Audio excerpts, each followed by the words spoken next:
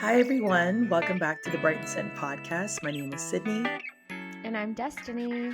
and we're excited today to get into the idea of simplicity as a believer.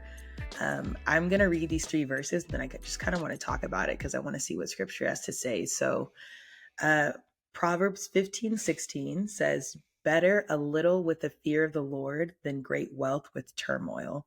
Another verse is Matthew 8:36 that says, "What good is it for someone to gain the whole world yet forfeit their soul?" And then the last verse is, "In all things I have shown you that by working hard in this way, we must help the weak and remember the words of the Lord Jesus, how he himself said, 'It is more blessed to give than to receive.'" And that's Acts 20:35. So I think looking at these scriptures, I've often kind of had this wrestle of there's so much to do. There's always more you can get. There's always more you can do. There's always more you can become.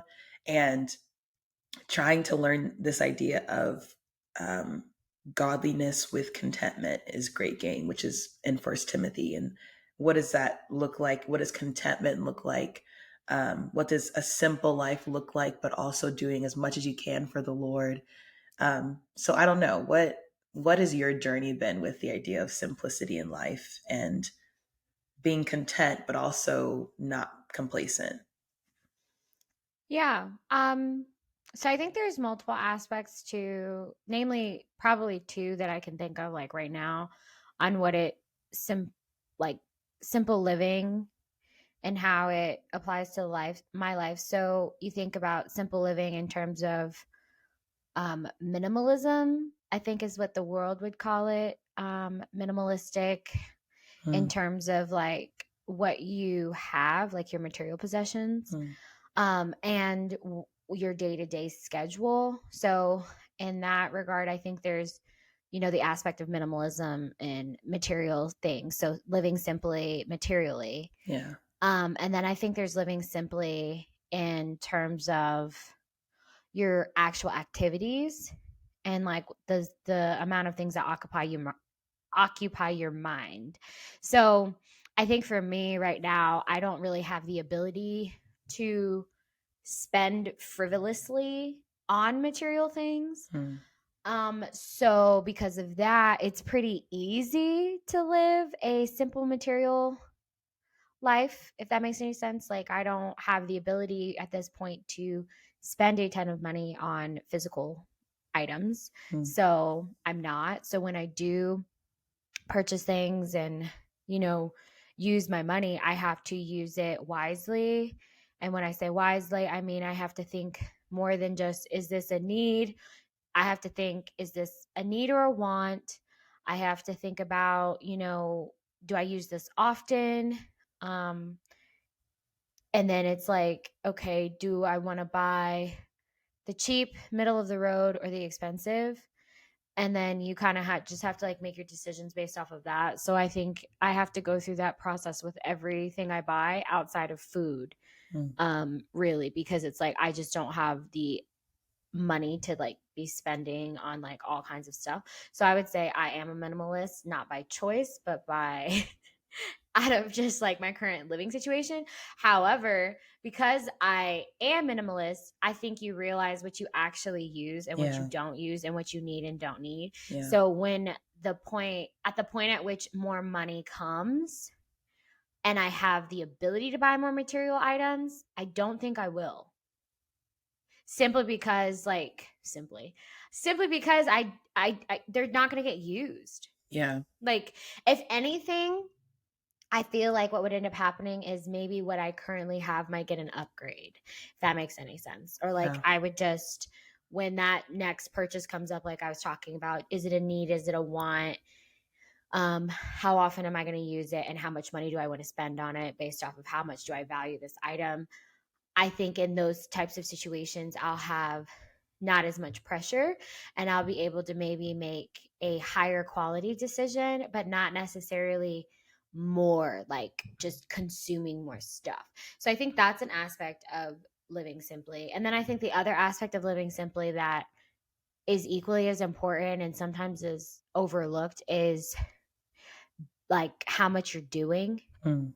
and putting your hands to, in terms of like if you actually are maintaining that day of rest each week, like the Bible talks about, there's the seventh day to keep it holy, whatever. And it doesn't necessarily have to be Sunday, because if you think about it, all the people who work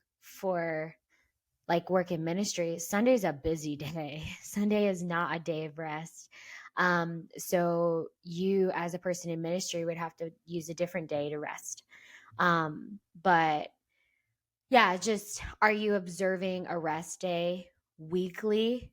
I think that helps you clear your mind and, living simply in terms of like what you're doing, and then just trusting the Lord that like you don't have to do a million. Like right now, I feel like in society, I see so much. I used to see a lot of it more, but I've kind of filtered my content that I consume on social media. But it was a lot of like this side hustle and this side hustle, and you could be making money doing nothing, and you could be making money online, and and it's like, okay, I understand you need money to make the world go round, but at what point it's like I'm just doing things to stay occupied, like. Yeah. And it's why can't we sit quietly and just like not have a lot going on in our brains? But it's like it's really hard to do. So I think that's probably the thing that I'm working on the most right now. And being pregnant and only working part-time gives me a lot of time to kind of sit with my own thoughts and be at a mental, like have mental peace, I guess you could Mm. say. Like I don't feel like I have a lot of chaos in my brain. And I'm really thankful for that. I know some people feel like they have to be like that. Like a lot of people don't want to sit quietly with themselves. And I think that's a problem, because if you don't sit quietly with yourself, how are you going to be able to sit quietly with the Lord? Like if you can't calm your own thoughts, you're never going to be able to hear God speak to you. Hmm. Or it's always going to have to come from outside sources. Yeah. And there's no reason why it should have to come from outside sources every single time God's trying to communicate with you.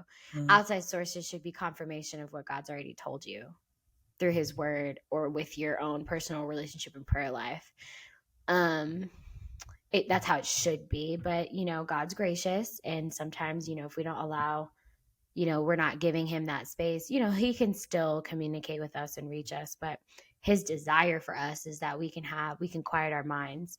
And if you're so occupied with, your 10 side hustles, and then your 2 main jobs, and then your kids and your spouse, or not even those things, if you're single and you're in ministry and you're just doing 50 million things all the time, you're not really living a simple life in your mindset. Yeah. You might not have a lot of money, and someone may call you simple in terms of the world standards, but I don't think I think simple in God's eyes would mean peaceful, meaning like you don't have, like, you actually practice casting your cares upon Christ. Hmm. Like you practice that, because I don't think it's something that's inherently easy to do. You have to be intentional about it, because the cares of life are always going to come, but you have to practice putting them on God, putting them on Jesus. So Yeah. I think it really is.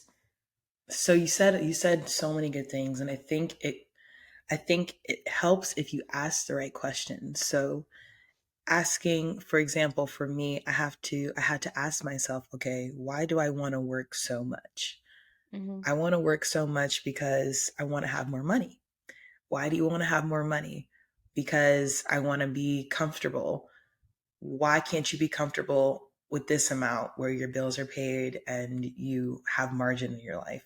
Mm-hmm. And it's like, oh, well, I just want to be able to buy this or go here or do this thing.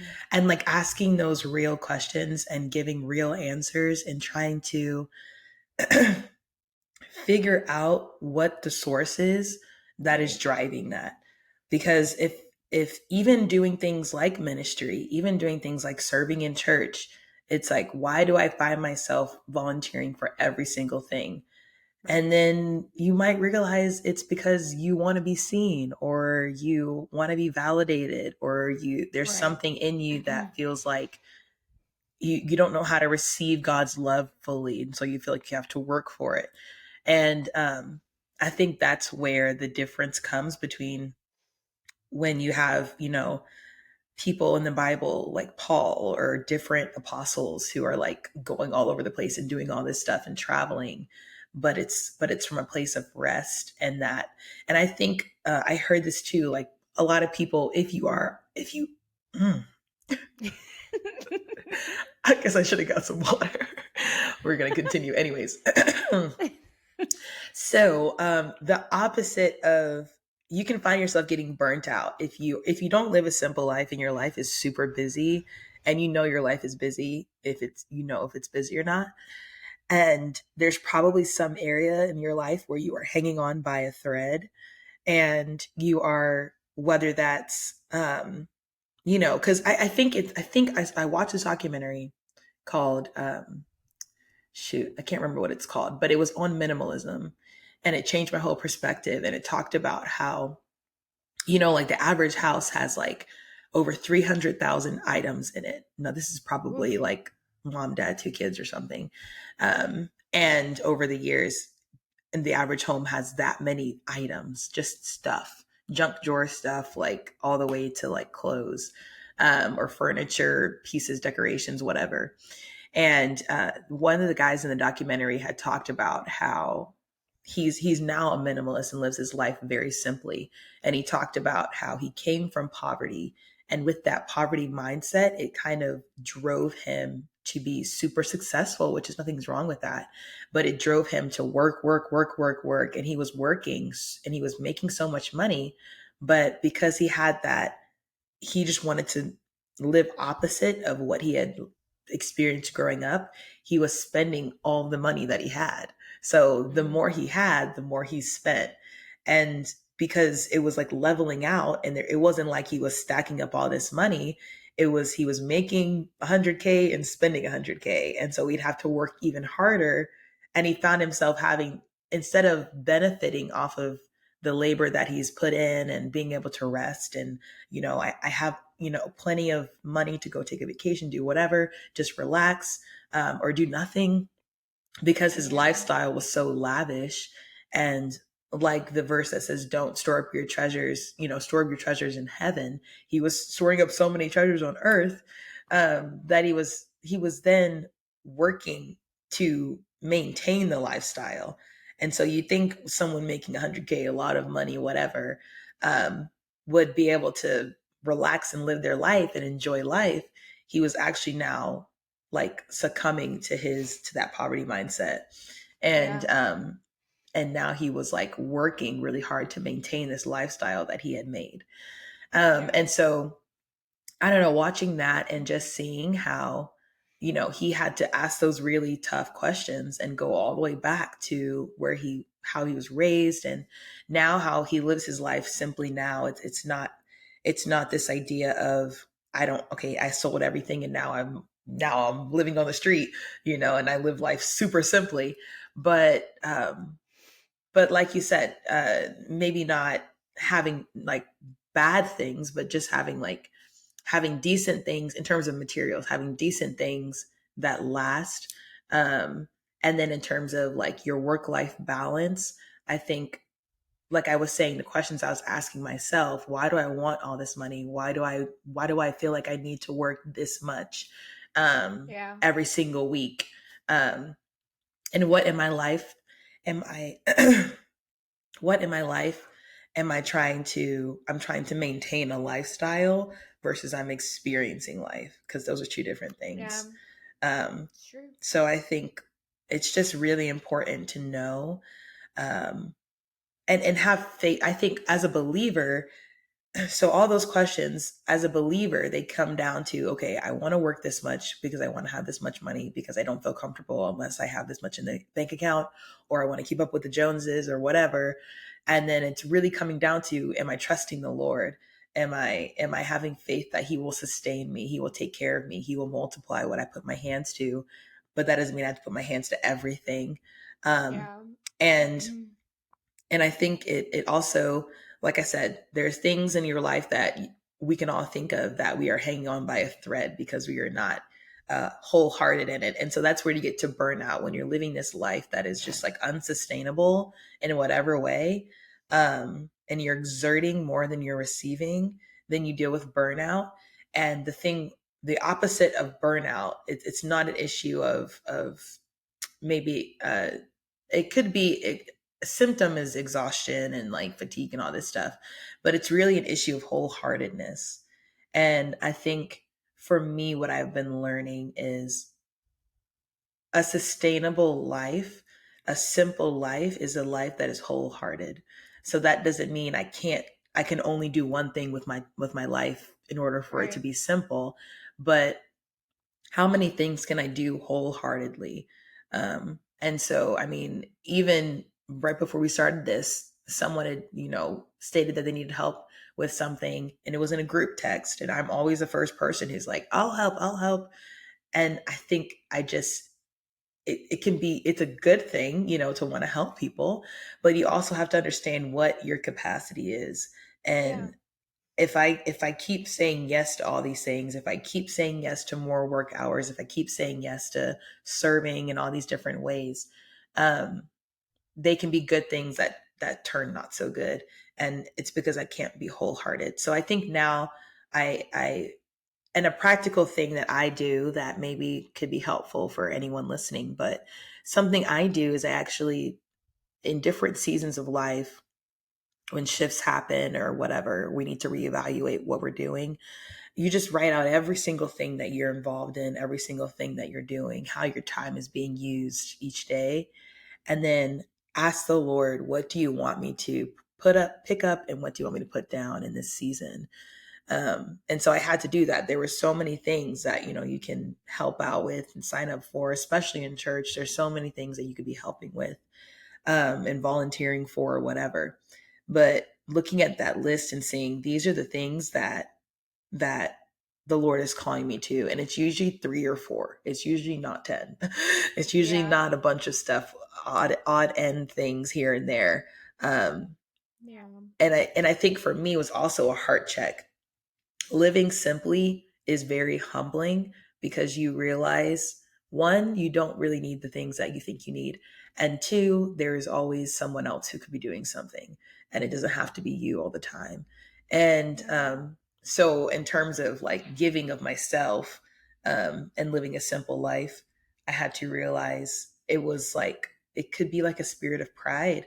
And I had to check my heart, because it's like I feel like I always have to be doing something. I always have to be serving. I always have to be doing this. Like I was saying, whether it's you're dealing with insecurity, you want to be seen, you want people to, you want to be seen, to validate yourself from like a Yeah. kind of rejected place, um, or you want to be seen from a prideful place, and yeah. So I think now the way that I look at my life now is like there are things that I'm doing with my life, and one would consider that not a simple life. I'm not, when I think of like simple life, I think of like living on the farm and you're in the middle of nowhere and you have like just a Yeah. few animals, so it's not overwhelming.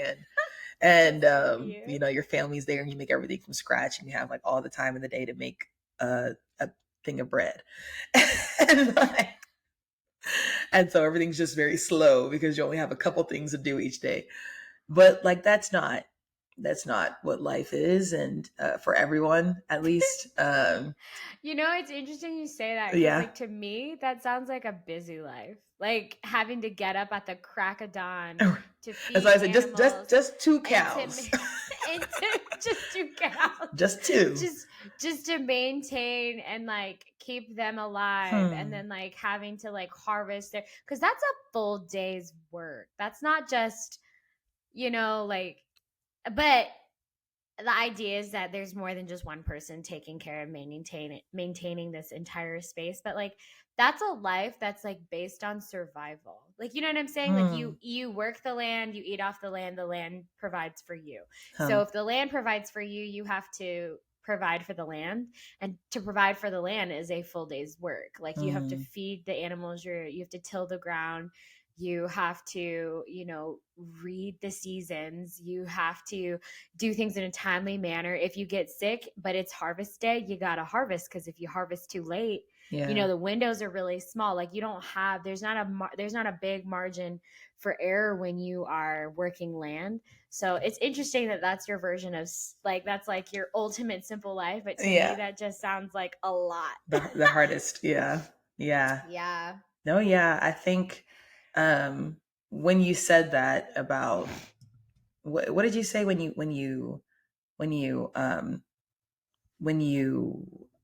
Live are off the land. living off the land, or like living, Yeah. you have to When work the the, land to live off the land. yeah, like if you want the land to provide for you, you have to provide for the land. Hmm. Like if you have animals in captivity, they're not going to be able to get their food the way they would in a wild environment, Hmm. right? So you have to make sure you provide for the animals. And so, like, if it's just about, like, if you actually wanted to have a sustainable farm, I would imagine, like, where are you going to get your chicken feed?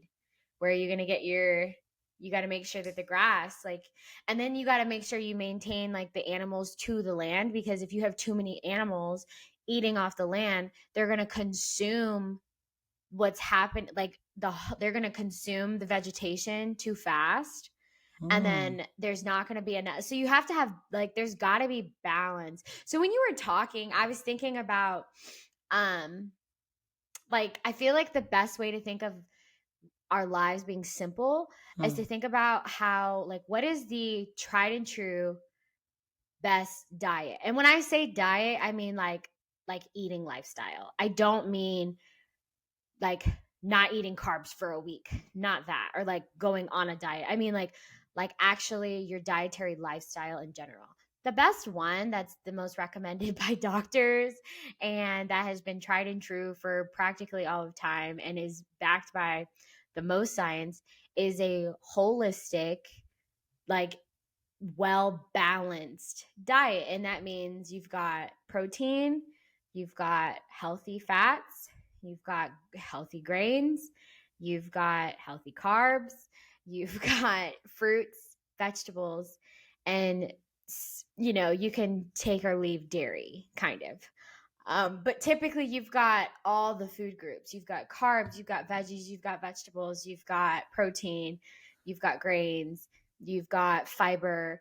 And you can't get all of those things from, like, people who are on paleo diets or keto diets. You can't get everything your body needs Hmm. from being on keto, from being on a paleo, from being like only eating vegetables, from only eating fruit, from all these different things. Like, you need balance. Now, if you choose to eat different diets, that's fine. Like, there are different styles of eating that have proven to be fine for the body. However, a lot of the time when you are eating paleo or eating keto or eating, vegan or eating, and it depends on, of course, the areas in which you live as well, like, you have to supplement, Hmm. because if you're eating a diet that's solely focused on only like two of how, let's say there's five food groups, you're only focused on two of the five food groups, your body still needs the other three. Yeah. So you have to use supplements to make up for what you're not consuming through food.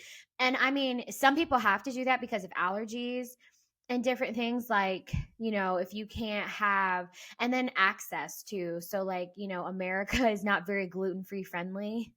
Most of the United States is not. So, like, if you have celiac disease and you can't have gluten, you have to go the way you eat. There's a higher potential for you to have deficits in your diet simply because of a disease you have, versus if you just want to be gluten free for gluten free sake, there are things that you either have to make your own food, like, you know what I'm saying, like, like, the best way to live is a balanced lifestyle. Hmm. And I think a balanced lifestyle, you were talking about how, um you write down the list of all the things you're doing. If you're doing more things than you have fingers on your hands, that is probably an indicator that it's too many things. Because I was having a conversation with my husband the other day, and he was talking about his grades in medical school. And he was saying how he was like, I just feel like if I can just get my average a couple points higher, it'll take my GPA to a different threshold. I'll have a different, cumulative average and all this stuff. And I was like, okay, well, what would need to happen? How much time? So actually, what I said was, how much time would you have to contribute to studying to get your average to increase? And he was like, well, studies show that the difference between people who average A's in medical school versus averaging B's is a 40-hour-a-week study difference. That's a lot of time. I know when you hear it, 40 hours a week. And I was like, no way. He was like, yeah, the studies are kind of saying that the difference between the two is 40 hours. And I was like, okay. So if you give 40 hours more to studying, that means you're going to take 40 hours a week away from spending time with me, going to the gym, spending time with our future child, spending time with our dogs. Maybe every once in a while going to hit golf balls for stress relief, watching maybe one episode of a TV show on a daily basis, going to church on Sundays, being able to play in the worship ministry maybe twice a month. You're going to lose all, like, where are you going to find 40 hours? You already study so much. Where are you going to pull these 40 hours? Because time is limited, right? So I told him, I was like, ultimately it's your decision, because it's you as an individual. I can't make you do anything. But I was like, if you decide that that's what you want to do and this is what's required to get you to this goal, right? You're going to fail in other areas of your life. And if you're okay with that, if you're okay with failing at the gym, if you're okay with failing in your relationship with the Lord, if you're okay with failing at your relationship with me, if you're okay, I mean, I was just being very plain, but I think we don't put it plain enough sometimes. Like, if you're doing 15 things, one of those things you would get graded an F, at least. Everything you say yes to, you're saying no to something else. So you have to measure it. If it's not within the confines of what your capacity that the Lord has given you. Because I think if you're doing 4 things, right, and the Lord brings a 5th thing, if it's of God, you saying yes to that doesn't say no to the other stuff. But if it's outside of the bounds, you will find yourself failing, like you said. Yeah. If it's outside of the bounds of balance, like a healthy, godly balance in your life, like it's not worth it. It's not worth your well-being. I was like, you're going to lose sleep. I was like, he's one of the only people in his class that sleeps on average 7 hours a night, which typically you need about, I think as a man, I think you need between 6 and 8 hours of sleep. Women need a little bit more. I think women need about 8 to 10 hours of sleep to really recover. And on average, his classmates get like 4 hours. And that's generous. It gets way lower when you get to like exam weeks and stuff like that. Wow. He gets good sleep. And I was like, you're going to have to fail at sleep. You're going to have to be sleep deprived. And if you're sleep deprived, that affects everything.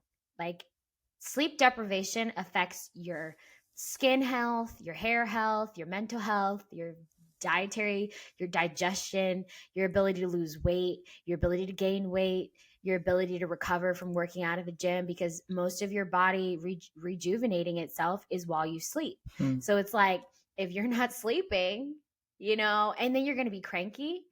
When you don't sleep or eat, Matthew, you're mean. So, we had to have that conversation. And at first he was kind of like, I didn't think about it like that. But I think if we evaluated, our lives honestly, we would do a lot less. Yeah. I think, the verse that I think of is, Philippians 4:9. It says, and my God will supply every need of yours according to his riches in glory in Christ Jesus.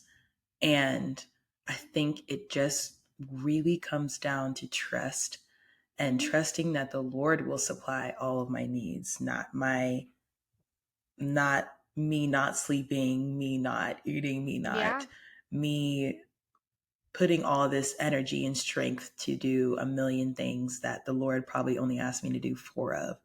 Right. And it really comes down to, in terms of giving of yourself, um, like you said, if the Lord has called you to it, and that's so. Yesterday, I was having conversation, and people were talking about this idea of being burnt out, as I mentioned before, and one girl had just, it was really powerful. She was just saying, like, it's so important to be prayerful about every decision we make, because if you just kind of hopped in it, then it's super easy to hop out. It's super easy Mm-hmm. to just, if you say yes to something and you didn't pray about it, it's easy to always just say yes. You just kind of get in the habit of doing things, and there's no thought behind it, and that's how you get burnt out. That's how you get hurt. And then we kind of blame those things on God when it's like, I never told you to say yes to all this stuff. And Yeah. so it's important to, before every major purchase, before every vacation or every nice thing or everything that we want to buy, it doesn't have to necessarily be like, what shirt do I have to wear today, God? It doesn't have to be that intense, but the decisions that have to do with take that could potentially take away that simplicity, whether that's buying more stuff or doing more stuff, being super prayerful about, God, if this is what you want me to do, bless it. And if it's not blessed, that's a really easy way to see if it's of God or if it's not. Not to say that hard things are never from God, but if we're prayerful about it, then we'll remain in it. And so, um, yeah, I think it's just important to be prayerful about the things that we do, because then Amen. if we just give it, if it's God's and we gave it to God, then it's God's, and we don't have to worry about if we made the right decision or not, because we know the Lord has like led us in that direction. Um, so if your life is anything like mine or Destiny's or just a lot of people, and you find yourself doing multiple things and you're kind of your hands in multiple things, it's not, it's not, I've learned that it's not a sin to be doing a lot of things, because some people have a higher capacity to do stuff. And that's just the way Yeah. that some of us were made. And so, but also making sure you have margin in your life. For me, Mondays and Wednesdays, I don't leave my place because once I leave my place, I'm not coming. I know I'm not coming back for a long time, because there's always something to do or somewhere to go or whatever. And then asking yourself, why am I doing the things that I'm doing? Why do I feel like I need to go to this event? Why do I feel like I need to start this or do this or buy this? And again, asking those questions about what is the root of it. Yeah. If it's something that, because like I said, every yes to something is a no to something else. So weighing that yes and no, and knowing that, okay, if, like you said, I have four things and the Lord brings a fifth thing, I know I'm saying no to something, but I know it, if the Lord brought it into my life, I'm not going to be saying no to the priorities that matter. Um, Yeah. so yeah, so I think that's just like a really healthy perspective to have when it comes to um, simplicity, and something that I'm still learning and growing in. I'm sure you are too, For Destiny. sure. Yeah, For sure. yeah, it's something Yeah. that is, and I think we hear it in all the time that life just gets busier and busier and busier. Um, so yeah, but I don't think it necessarily has to get I think it's unhealth. biblical economics. Like, Yeah, there's a cost benefit. You learn in economics class, there's a cost benefit to every choice you make. Um, and you just have to weigh it. And I think it's the same thing in like when you're living a kingdom lifestyle. Like, there's a cost benefit to everything that is not like yours to do. Like, good mm, things and God things, like if it's not a God thing for you, there's a cost benefit for it, even though it's a good thing. So you just have to make sure that you're maintaining the things that God has given you. So yeah, you're not paying a price that he didn't have you to pay. You know what I mean? right, You're not losing out on something. There's no cost associated with it. It's just the benefits are there because this is what the Lord has given for you to put your hands to. And if you go beyond that, then you have to, of course, now you're you're having to evaluate and constantly make decisions yourself. But if you're giving it, like you were talking about, if you give those decisions to God, you don't have to bear the burden of making those choices and deciding, okay, do I want this benefit or this benefit? If I take this one, here are the negative. Like, you don't have to do that. If you just allow God to tell you or to lead you and guide you, and then also just being willing to, when, if something comes up, because you could ask, you could be like, all right, God, I'm going to do this. And he might, be quiet about it. But then if he kind of reveals to you later, you shouldn't be doing this, you have to be willing then to let it go. Because if you're not willing to let it go, you're not listening. So yeah, no, it's good. This is a good conversation, and it's definitely a hard one. Especially, I think it's really hard for people who have specific types of personalities where they're very social, and they have a heavy servant's heart like you do, and wanting to just, anytime there's an opportunity to help, you just feel so compelled. And you're a community minded individual. Like, it's very difficult to maintain life balance, but it's something that the Lord wants for us. It has for us. And that's why there's the body, there's a body of believers. Like, if the hand is trying to be the foot, it doesn't work. So just do your duties as the hand, and let the feet be the feet. So yeah, it's a good conversation. Hopefully it was fruitful for everybody listening. But don't forget to catch us on all of our socials. We have Instagram, Facebook. We have a website. So feel free to go look at our merchandise that we offer, things that we sell on our website, and stay tuned for what's coming next. All of our ways to connect with us are going to be in the show notes or the description of all of our posts and videos. So please get connected and stay connected, and follow us and comment. Reach out to us if you have any questions about anything, products, or ideas for conversations for us to have. We'd love to hear your thoughts on those too. So, anything to add, Sid? No, thanks for listening, guys. Thanks for listening. See you guys next time. Bye.